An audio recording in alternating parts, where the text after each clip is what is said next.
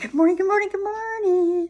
Carol Davis here with a spot of sunshine just for you. Yay!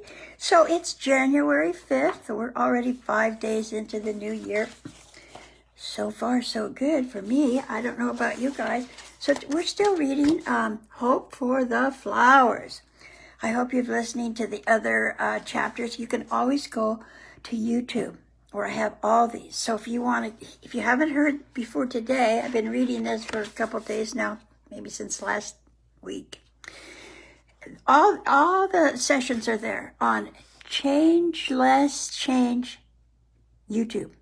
Change Less, Change YouTube. It's my YouTube channel, Change Less, Change. And there's like 134. With today's session, up here, 135 are posted there. So just look for the ones that are Hope for the Flowers. Today we're on chapter 6. He turned around and began down the pillar. This time he didn't curl up. He stretched out full length and looked straight into the eyes of each caterpillar. He marveled at the variety and beauty, amazed that he had never noticed it before.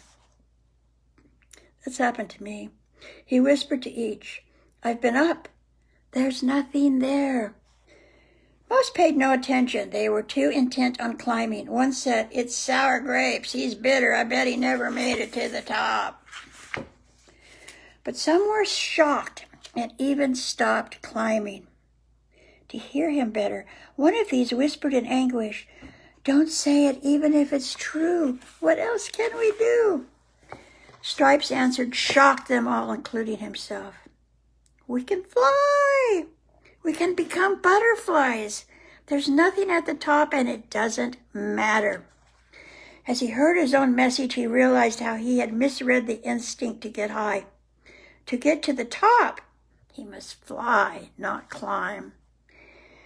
Stripe looked at each caterpillar, inebriated with joy that there could be a butterfly inside. "Hi, Kathleen." But the reaction was worse than before. He saw fear in eyes. They didn't stop to speak or listen. This happy, glorious news was too much to take, too good to be true. And if it wasn't true? The hope that lit up the pillar dimmed. All seemed confused and unreal. The way down was so immensely long. The vision of butterflies vanished. Doubt flooded Stripe. The pile took on a horrible dimension. He struggled on, barely, blindly. It seemed wrong to give up believing, yet believing seemed impossible. A crawler sneered, "How could you swallow such a story? Our life is earth and climbing. Look at us, worms. We couldn't be butterflies inside. Make the best of it. Enjoy caterpillar living." Boy, I identify so much with this. "Perhaps he's right," sighed Stripe. "I haven't any proof. Did I only make it up because I needed it so much?" And in pain, he continued down, searching for those eyes which would let him whisper, "I saw a butterfly. There can be more to life." When he finally awoke, he found the yellow creature fanning him with wings of light. Oops. Oh, I'm on to chapter 7, actually. Sorry, backing up. Tired and sad, Stripe crawled off to the old place where Yellow and he had romped. She was not there, and he was too exhausted to go further. He curled up and fell asleep. When he finally awoke, he found the yellow creature fanning him with wings of light. Is this a dream, he wondered? But the dream creature acted awfully real. She stroked him with her feelers and most of all looked at him so lovingly that he began to trust that what he had said about becoming a butterfly might be true. She walked a little distance away, then flew back. She repeated it as if he should follow, and so he did. They came to a branch from which hung 2 torn sacks. The creature kept on inserting her head, then her tail into one of them. Then she would fly to him and touch him. Her feelers quivered, and Stripe knew she was speaking.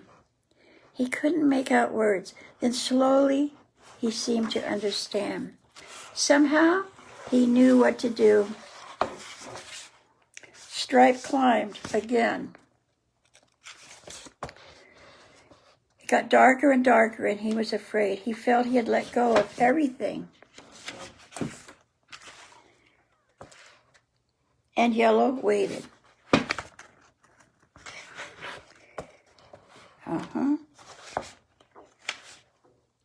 Until one day, guess it was a butterfly. That's the end. Oh my God, don't you love it? I mean, how? And sometimes it's so dark it looks like that's from a book somewhere. And this story, if you don't have it, if you haven't heard, you can either listen to it on YouTube, Change YouTube Hope, or you can get it on Amazon, Hope for the Flowers. I know it's backwards there, but you know what? If you've done that, a lot of you might be like me, still a caterpillar, still afraid to jump into the cocoon. But you know, if you've been through this past year, you've been in the cocoon. This pandemic, this shutdown, what else was it but a cocoon? So we were all forced into a cocoon. Just like little caterpillars, we crawled into the cocoon, we shut down. And now, it's still the shutdown, but now we can start knowing that we're going to be butterflies.